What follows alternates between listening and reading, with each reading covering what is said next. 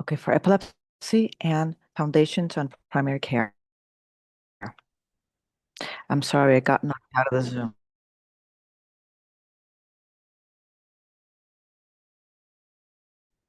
The mic.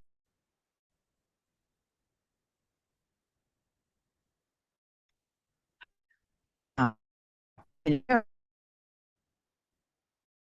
everybody, thank you.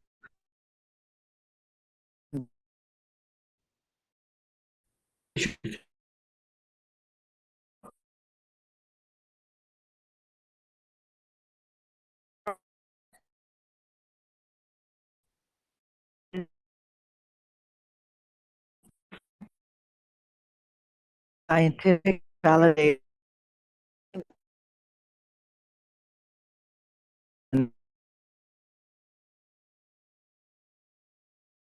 in that you might use for specific management of a patient. This is merely an educational.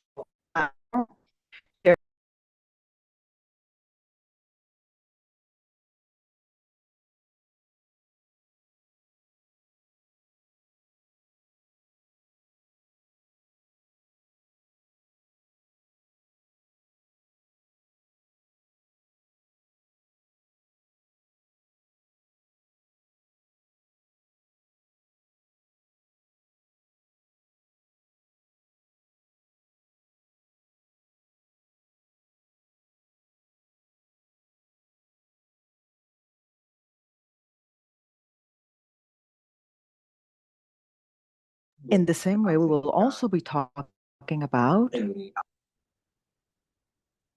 the different diagnosis and evaluation, diagnostic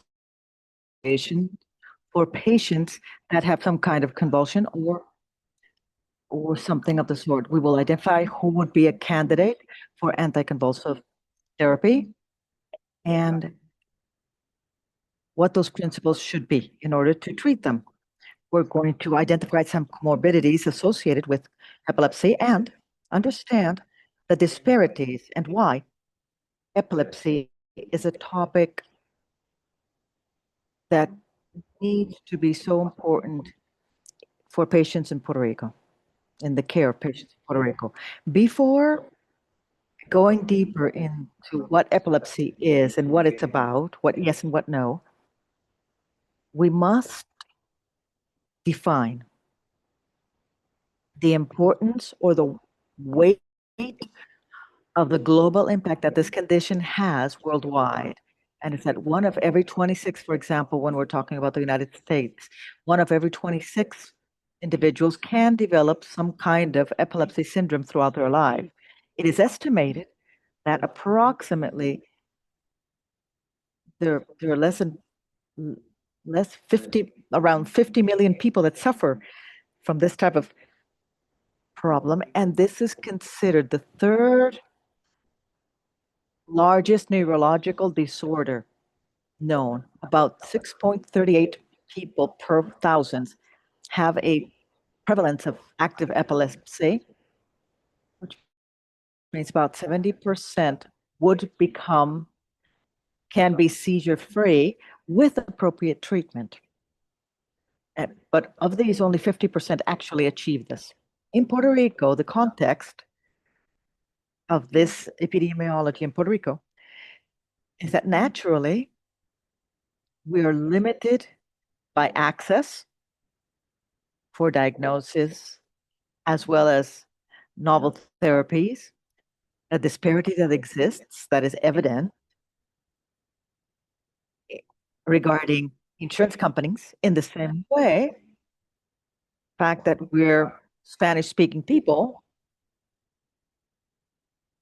when the majority of the programs assistance is for patients that either live on the mainland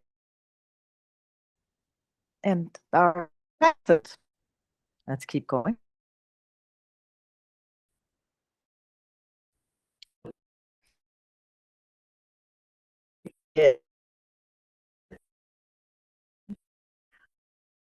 Of the International League of Epilepsy. Epilepsy is a brain disorder characterized by the predisposition to develop convulsion,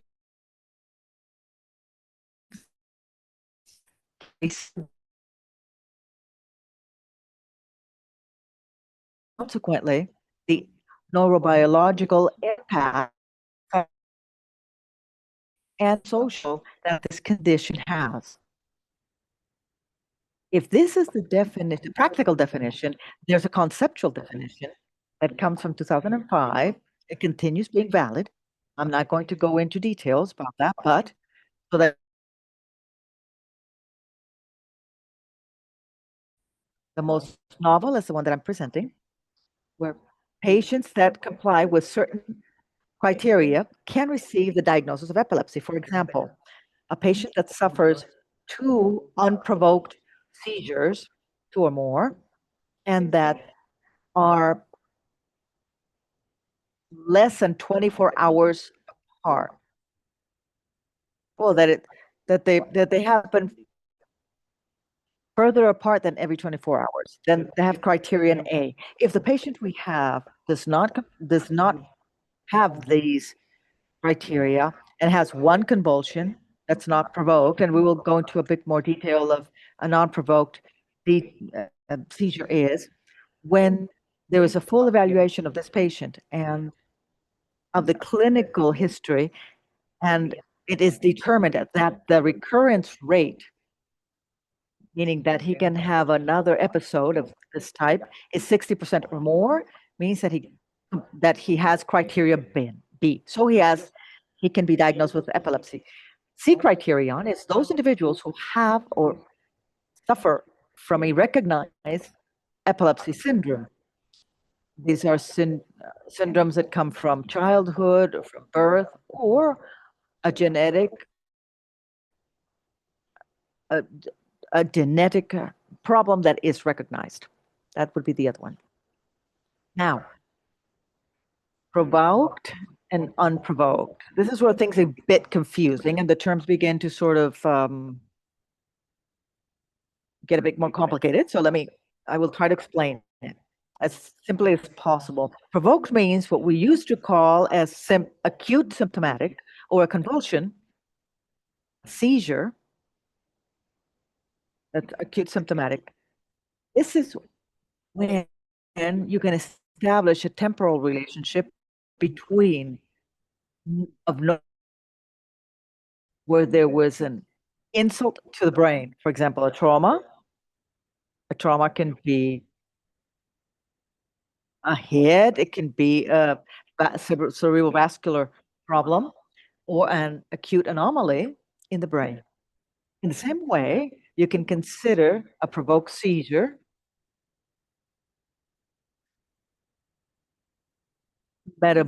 significant metabolic disorders. For example, low sodium, which clinically we call hyponatremia. So a hyponatremia needs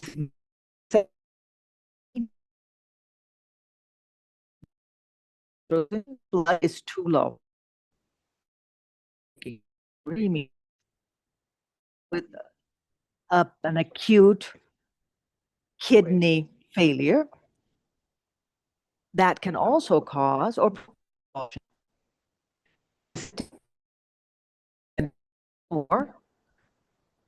when a substance is taken away. For example, people who use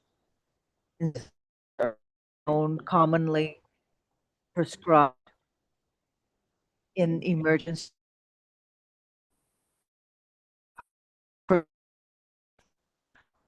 that they use alcohol, also process like an cerebral abscess, like cerebral MBA, and predisposed to develop a provoked seizure. These patients would not fall under an epilepsy patient, but I'll make a pause. We need to differentiate what it's epilepsy and a convulsion or a seizure. A seizure is a clinical presentation. it's a symptom. Epilepsy is a diagnosis. The best way we can look at it is if we say asthma and coughing. Coughing is a symptom, asthma is a condition. In the same way here, we can develop a convulsion or a seizure and not suffer from epilepsy. And one of the best examples are the ones we described before, which are seizures that are provoked. Those in which we can establish a relationship between an assault and the brain and the seizure in 7 days, within 7 days. The unprovoked, those we find more interesting, and those we would use to see if the patient fulfills the criteria to establish a diagnosis of epilepsy. Non-provoked is when we cannot identify an imminent cause within the 7 days. Also, it can happen in people who have a metabolic function that is normal and have no structural brain anomaly that has been identified. As we go looking at the patient, we go doing a stratification of the risks of only one event. It's not the same to have an unprovoked sole seizure as it is to have a few of them. When we look at criteria 1 or criteria A to establish an epilepsy diagnosis, we say that we have 2 non-provoked in more than 24 hours. What happens if we have one episode? Well, here is where we have to stratify the risk, and we will talk about that in a bit. These convulsions, they're non-provoked, are the ones that require a consideration to initiate an anti-seizure therapy, and it's the one that should be evaluated by a neurologist.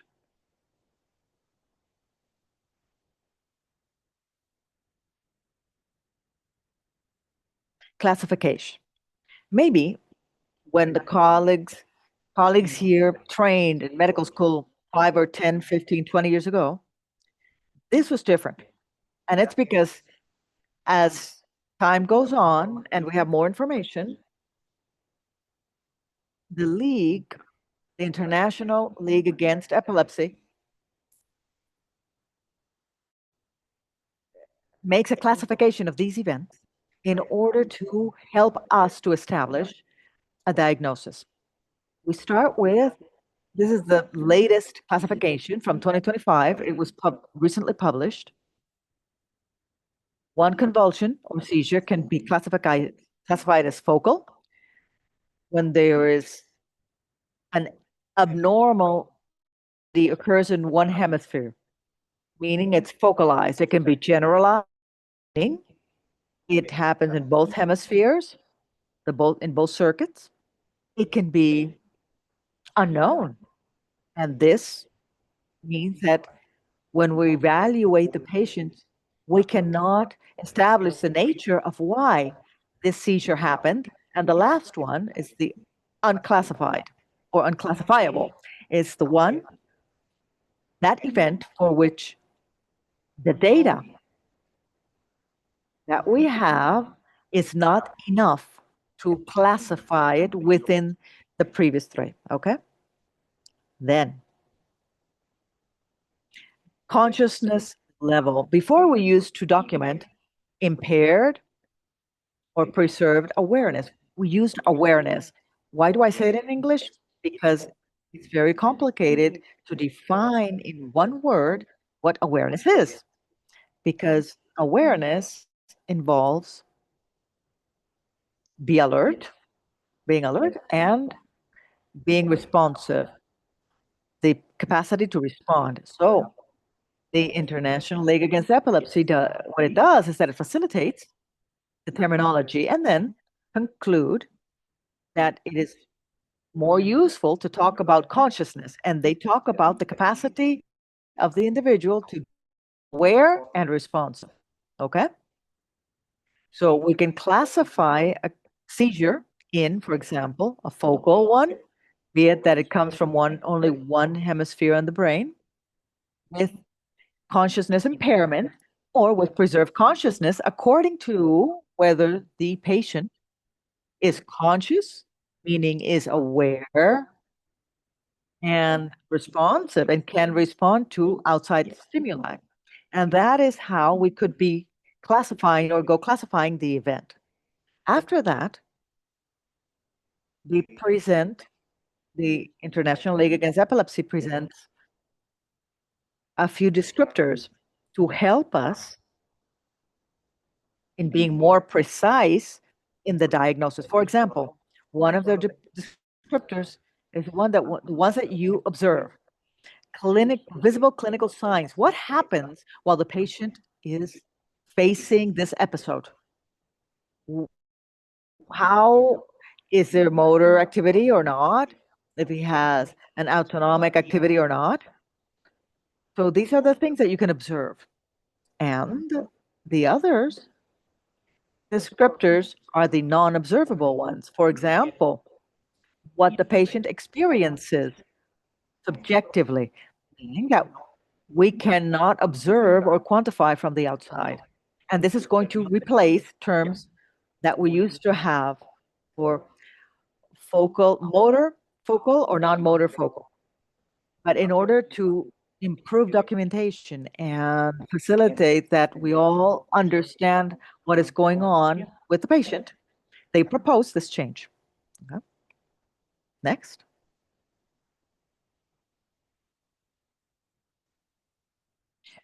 Focal seizures are those that are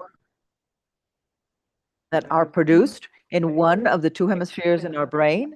We have the focal seizures with consciousness preservation, and the ones that have an impairment in the level of consciousness of the individual. But there's also a third classification, which are those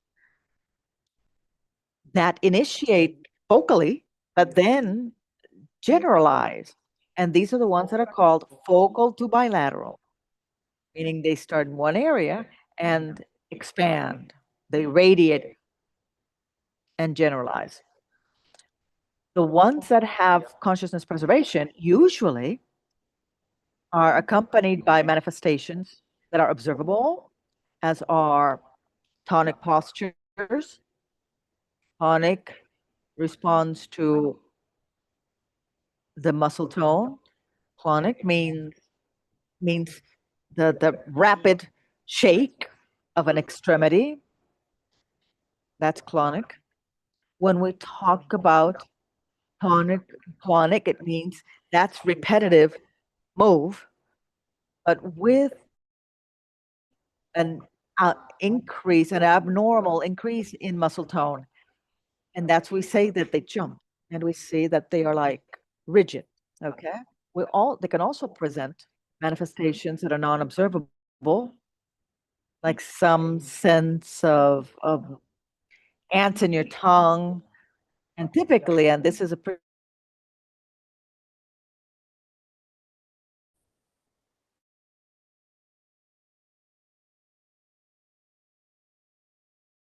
either a reflux, others feel like a tickling or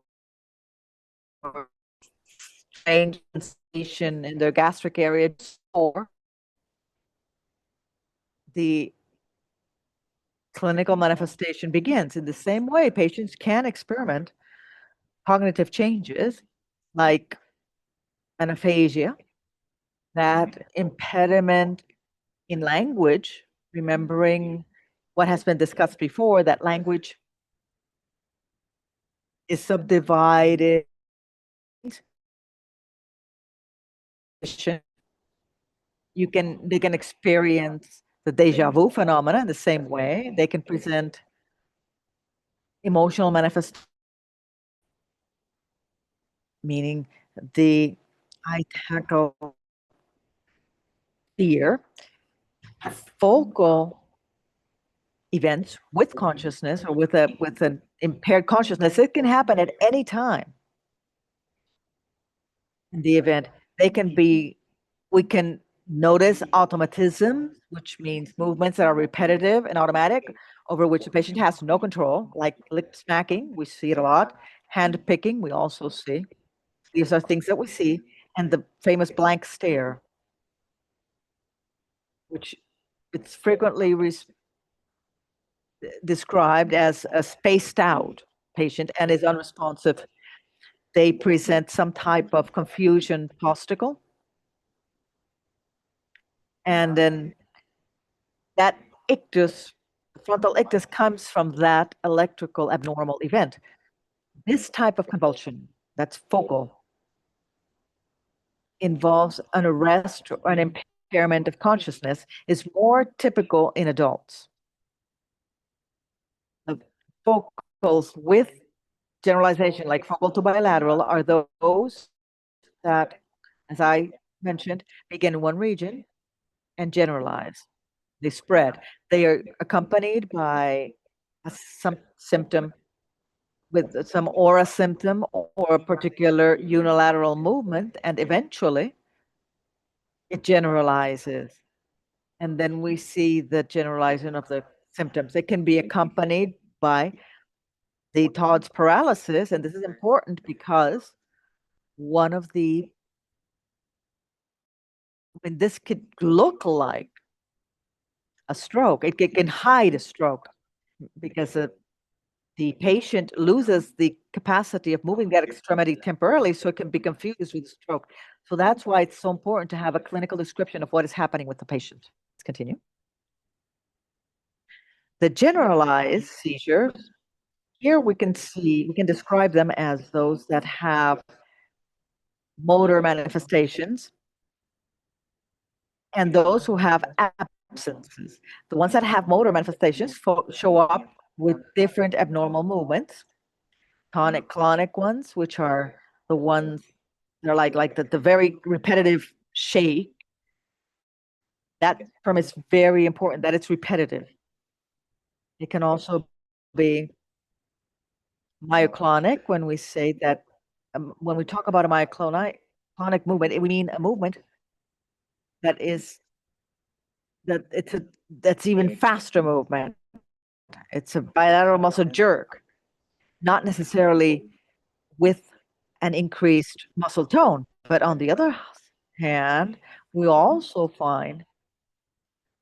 have the drop attacks where they used all muscle tone, and these drop attacks because the patient just drops because it's like a fainting spell.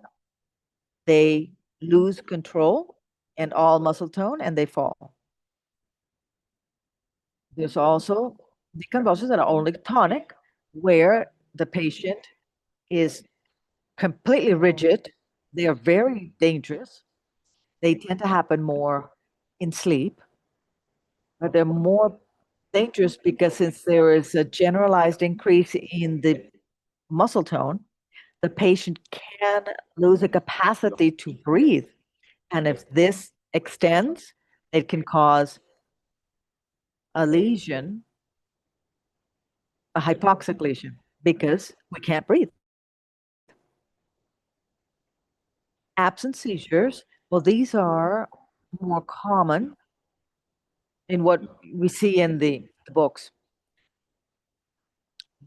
Where they talk about a child that suddenly has a blank stare, doesn't respond, but quickly comes back, clicks back. And this has some manifestations. They're atogmonic in an electroencephalogram because it's characterized by those spikes and sort of waves that are a little slow of 3 hertz. Atypical absences are more associated to syndromes like the Ehlers-Danlos, which is dealt with in a pediatric clinic where patients present different types of convulsions, seizures. The myoclonic absences, they usually have to do with the upper extremities. And there are certain convulsions where we see myoclonias in the eyelids. These can be seen with photostimulation. Let's continue. It's important, I think I've mentioned it quite a few times, to recognize how the episode is. And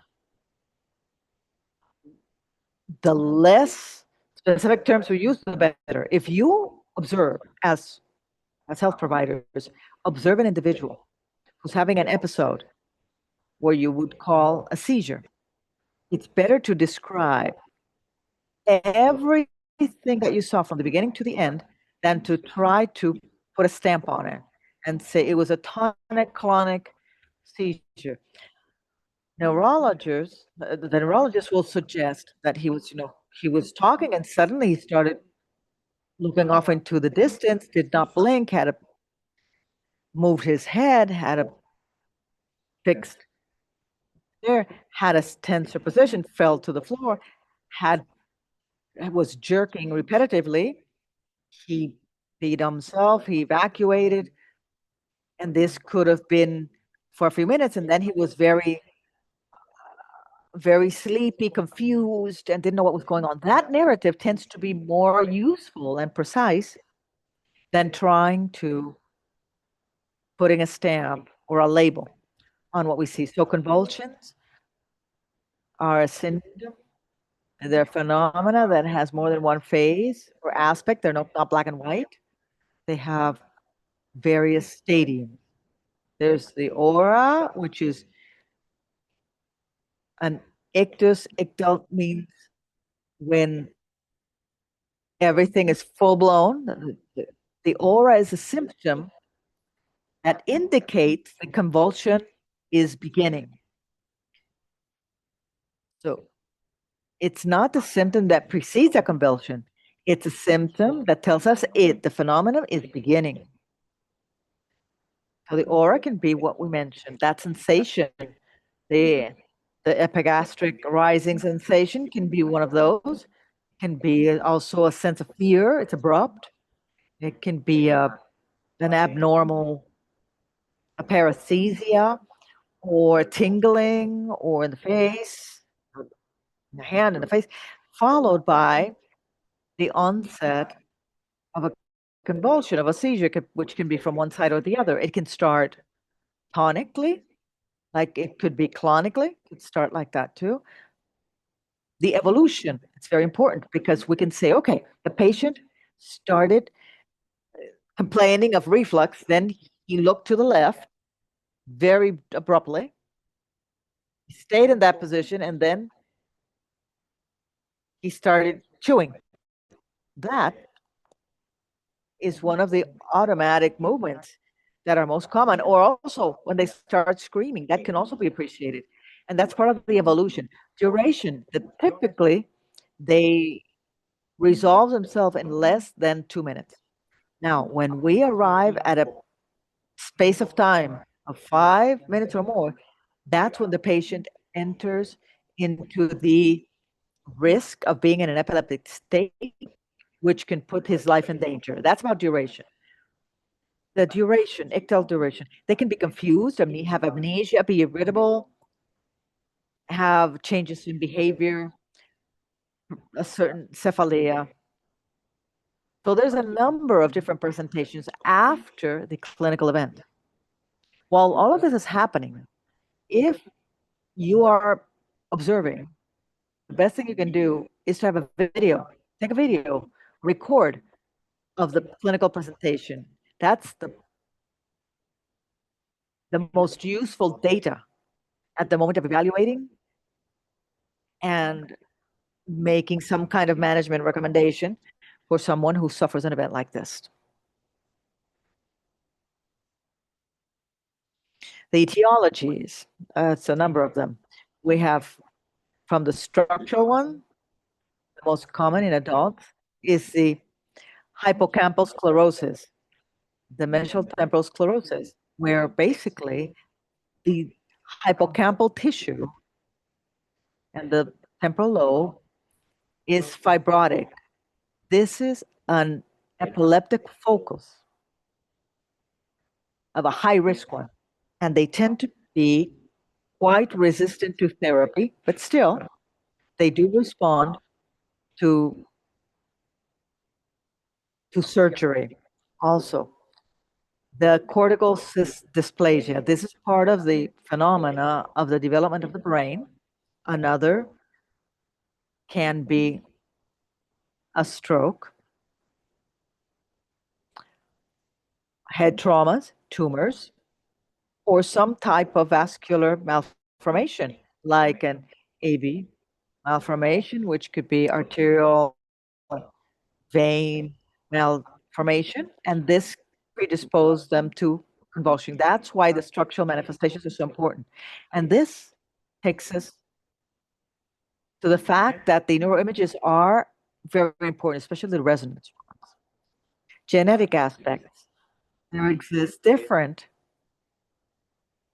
genes that are associated to some syndromes of epilepsy. For example, the Dravet syndrome, which is one of the ones that we see mainly in children, is associated with an anomaly in the SCN1 gene. And there are a number of genetic associations and epileptic syndrome.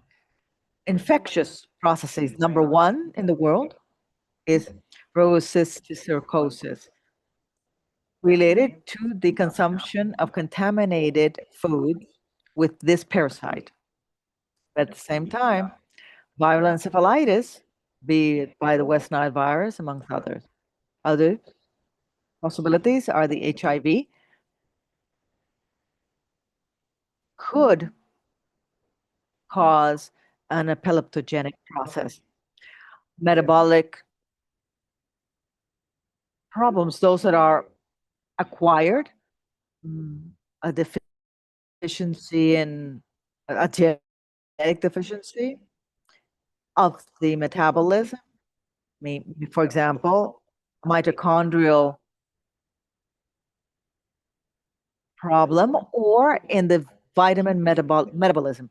So that also predisposes the patient to epilepsy. Autoimmune problems like autoimmune encephalitis, which is very common, can be appreciated. The NMDA encephalitis is common among youngsters.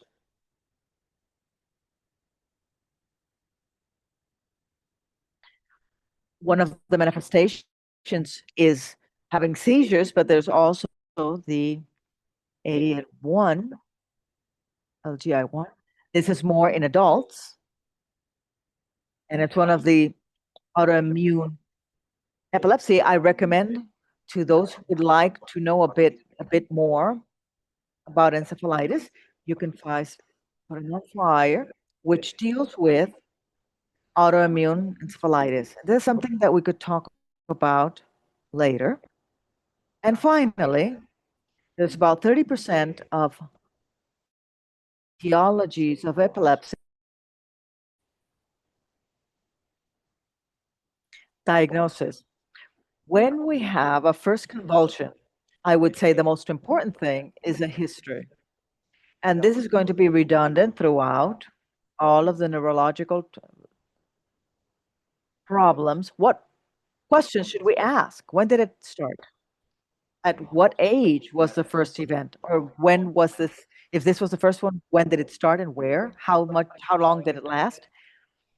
And these should be made as if we were in court. If we didn't see when it started, we can't say how long it lasted unless the patient doesn't have a consciousness of rest. So if we didn't say it, if we didn't see it, we can't say how long it was. If we didn't take the time and we weren't there, we can't tell. And in that way, we have to go document it. Unknown onset, unknown duration, semiology. When you listen to this means the clinical description of what happens. So the patient was talking, he was making jokes, and suddenly he stayed quiet, looked surprised, looked to the left, fell to the floor.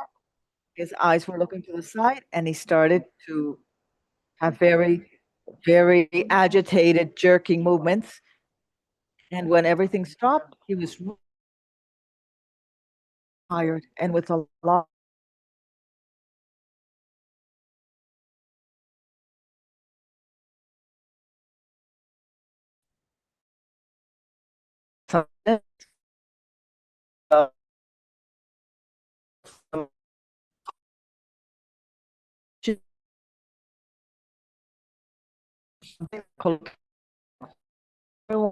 some epilepsy to being in areas with a lot of light because they can have an attack? Not necessarily. That's not necessarily the case. It happens with certain types of epilepsy only, not with all of them, not all the syndromes. What's a prodrome? If we can identify it, how was the patient feeling before? I talked about the postictal state and reviewed within the history if there was or wasn't that we can establish as a cause. Bang on the head, no matter how soft, infections, if there was a fever, family history, very important. In this way, we can go directing ourselves to a possible diagnosis. Labs that are usually required: metabolic panel, glucose, CBC, tox screen. In case it's a patient that is taking an anti-epileptic drug or anticonvulsive drug, you need to check the levels, because in a patient with a predisposition to convulse, one of the most common causes, or the most common one, that we have recurring event is not taking the medication. That's one of the first questions you ask with people who already have seizure history before calling it a breakthrough seizure, which means that the therapy did not work. So when did you take the medication? With what? When? Did you have a different medication with it? In case the patient presents meningeal signs, erratic behavior, fever, changes in white blood cells elevation, and we cannot identify any other trigger, you can use a lumbar puncture to check the fluid. The physical exam is important to identify focal deficits or stigmatas or some kind of dysmorphic feature the person might have. And this is important because, as I said, there are certain syndromes that predispose people to have a seizure. We have other types of lesions that are cutaneous that also work. Tuberous sclerosis also have that type of tumors. Mental status is very important. It's not about whether they're awake or not. Is described as he's awake, responsive.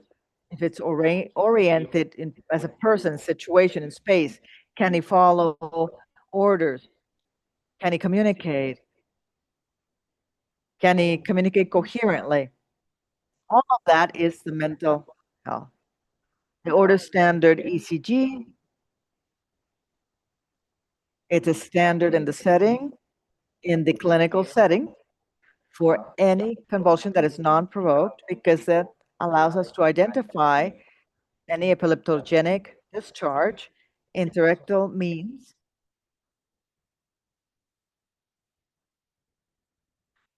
that is the ictal period between one another. So this helps us to identify. We need to underline something. In the EEG, that is a standard, but an electroencephalogram, a routine one, does not exclude an epilepsy diagnosis. And then neuroimaging. As my professors have taught me, a CT is not, we don't say no to that. It's better to be careful and to go further for the patient than to be too aggressive and have the patient suffer adverse consequences. So the experts, the radiologists, and they develop a specific protocol in order to look at what goes on for this particular type of problem. When you order an MRI for a patient that we are evaluating for epilepsy, we write down MRI of the head, of the brain. If you want contrast because you're thinking that maybe there is a tumor or something that's infectious or something, or a lesion with a contrast study, then you can add it, but it's not obligatory in this type of protocol. So an MRI of the brain, harness protocol, in other words, seizure protocol, the harness one. And under that, this helps you to identify.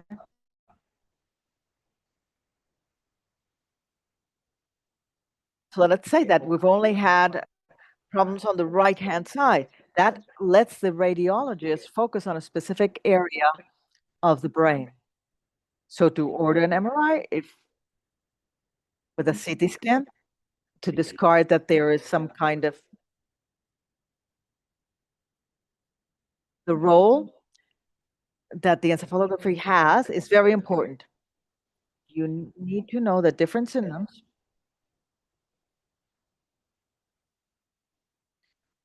have findings that are very specific. As I mentioned before, the absences of infancy find out with spike and waves with 3/3. That is a finding of that condition. But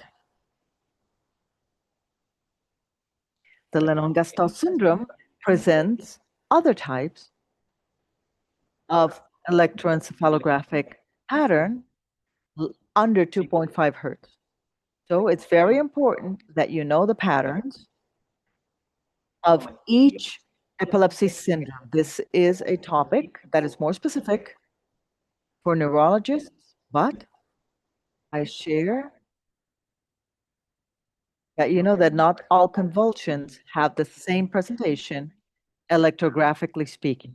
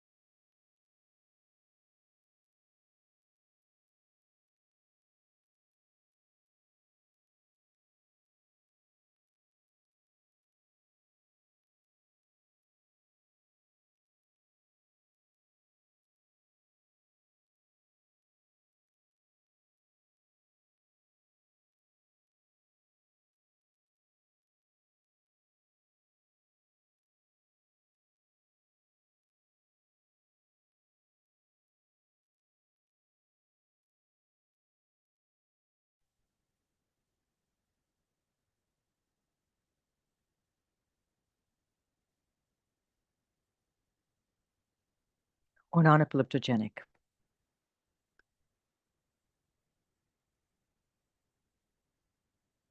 There's about 8 minutes left. Okay. Thank So we you. carry on. Let's continue. The images, So the the CT images and of the MRI, MRI, the most sensitive is the sensitive MRI. one, Has to be must be ordered to sent to each all patient patients that with present any if there's a suspicion of a suspicion, there's convulsion an or an atypical atypical event, we're going we're to, going to prefer a CT in in an during emergent or an emergency, a emergency, CT would be it a be head preferred. trauma, If there's, if we hemorrhage, suspect a stroke, a suspicion, hemorrhage, stroke a suspicion, concussion, or or any maybe if mass there's a suspicion, mass, the the CT CT is faster. It It won't will not substitute substitute the what the MRI. magnetic resonance is. It It can be, which can analyze it a can lot analyze better much what better the the white matter of the brain. We carry on. Doctor, I'm going to advance the risk. We're going to talk about the risk of recurrency in terms of the clinical presentation from this slide. The most important thing is that it's not the same thing if a patient has an unprovoked seizure during the day, if he were on the beach versus a patient that had an unprovoked seizure sleeping quietly home. That one at night is the one that would call us more our attention, and because we would have it raises red flags because maybe something bigger is happening. There are different conditions or clinical presentations that might look as epilepsy or epileptic seizures, but they are not. I'm going to talk to you about three first. The faintings, if they're maybe from neurocardiogenic, and the root has more with the heart than rather than neurology. And there are patients with diverse symptoms. Maybe they same. There's an involuntary movement, and it not necessarily is a seizure. Transitory ischemic, like the TIA, where the patient presents some focalized symptom like a fall or maybe maybe a paralysis, and the others are the non-epilepsy seizures. That term now we call them dissociative seizures. If there's no correlation, that is not correlated uh, to not correlated to neurology. There's this important distinction because how do we provide the information to the patient might have the prognosis of the patient. There's a big taboo, and patients, really feel this when you tell them this is something psychogenic. This is psychogenic. This is emotional. You need to go to a psychologist. You need to take this way. It's not the same as telling him your brain is working fine. You're having seizures too. It is a clinical manifestation. It is not something that you're having abnormal discharges in your brain.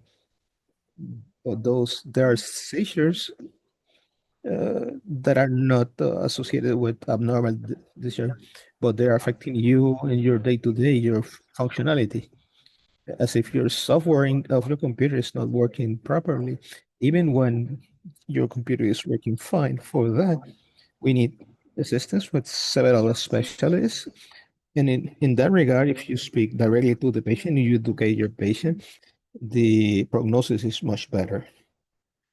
On the other hand, a patient might show a seizure, which is dissociative and functional.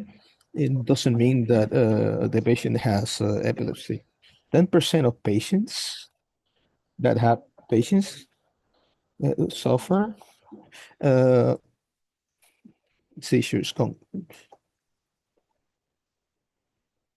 The therapy is a more specific for neurologists, but in that regard, it is considered that when we establish the diagnosis of epilepsy, this is an indication for therapy. It's important to be cautious. And when we will offer this type of therapy, why? Because this has some implications beyond the life of the patient. Why? I'll explain myself. Take an example that we are in the state of California, and that in California, the laws require the certain documentation. There's restrictions with patients that have a specific condition. If they're going to drive or handle heavy equipment, how do we initiate an anticonvulsive therapy, and we don't document that adequately? Not only the life of the patient is at risk, but our license is at risk. We need to be very responsible. The diagnosis of epilepsy is very serious. If you prescribe a anticonvulsive prescription, uh, it might be dangerous. Maybe it's not recommended. Maybe it's best for you to recommend or refer that patient to a specialist to establish the therapy. It is indicated, that therapy when there's established diagnosis. There are several treatments for patients that has cardiovascular diseases, maybe channel blockers, maybe with others. Yes, we use ARBs. There are several medications out there specific with better evidence for different types of seizures. If if they are generalized seizures, idiopathic, respond well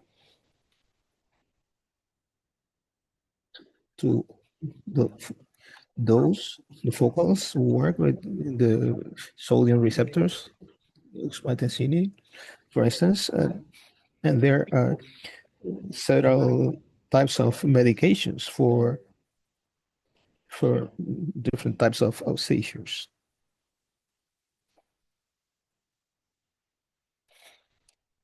Naturally, patients that suffer epilepsy might suffer from other conditions, psychiatric, cardiovascular diseases, psychological diseases, even osteoporosis. Why? Because of the medication, the side effects. Every medication has side effects, and anti-convulsive medication is not. So you need to be very cautious before initiating therapy with a patient. One of the things we see typically are anxiety, depression. There's a high prevalence of 50%, and a bidirectional relationship. In as much as it is very difficult to control the neuropsychiatric, the abnormal discharges of the brain, will in the long run will predispose the individual dementia, among other things. And as I mentioned, the cardiovascular rhythms, there is a risk of sudden death, especially in those patients that are not controlled, that go without medication, that have prolonged events at, that happen at night. There's that's what we call sudden death in epilepsy. One seizure gets something in 2 minutes, in 5 minutes or more. It is something. It's an emergency. It's epilepsy. It's a established protocol. the things that are you can find. They're time-based protocols. You can find them internet, and they're quite simple. The first thing you need to check is that the patient is breathing, and afterwards the the first line is activada, which is that has the most evidence in that regard. The most important thing that there's no underdose you should give the wrong dose. I'm not going to enter into more details right now. I'm going to go forward. I think I covered the most important basis because epilepsy is a whole world. It's we can do a series of webinars and conferences to talk about all this. Now I'm going to open the floor for questions. I would like to thank you for your participation and the time devoted to be here.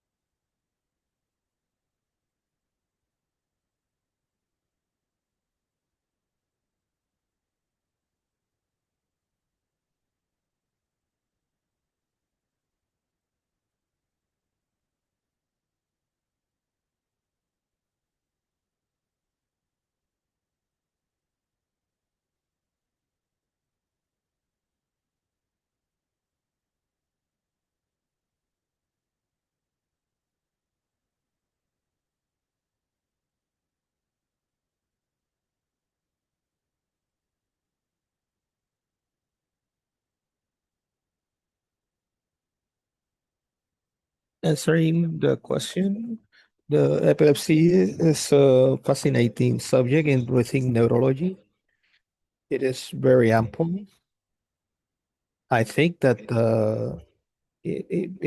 just one session, it is very difficult to cover all the basics, and certainly it's very complex. It makes more complex to explain because this is very complex. There are several manifestations, and there's different scenarios. There's several forms to train. There are several maneuvers on presentations that we can use to in the hospital scenario to make the estimation if the seizure if this is a epileptic seizure or if it is not. It is a very ample field within neurology. Epilepsy is a specialty.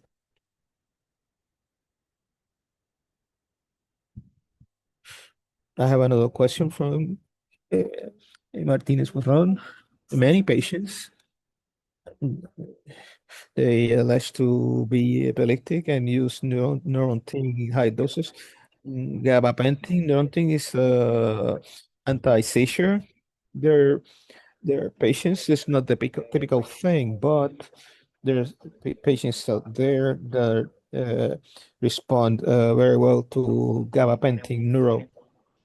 It has other benefits. It has other benefits for neuropathies, for instance. It is excellent. The pains and not those pains for inflammation. It's not maybe, I mean, if you twist your ankle, maybe you're going to feel it. But if you have a metabolic neuropathy like diabetics have or might have, it is excellent.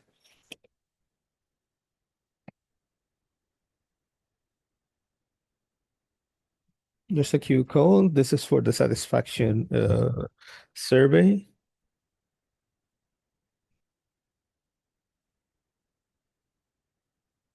It is called absence crisis now, ILAE as well. Basically, the term crisis is to describe the clinical manifestation of a seizure. Generalized, it involves both hemisphere, focal one hemisphere. Generalized might affect adults and young people.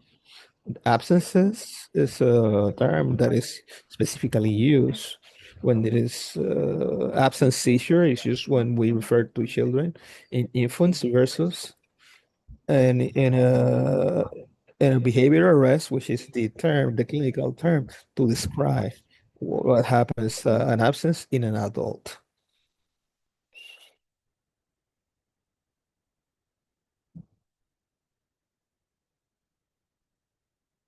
So we're going to finish this session. We'll let you know about the next webinars with continuing education. It is free. The session will be open for a longer time. We are done. We got delayed for 5 minutes, but thank you very much. And if it has to do with neurology, I am at your service. If you can, if you want to get into a series of a particular subject matter, please let me know. There's some people that have not answered the post test. My colleague will be dropping you a note. We'll see each other in the next session. That has been very interesting, and we're very grateful. Thank you. Ciao. Good afternoon.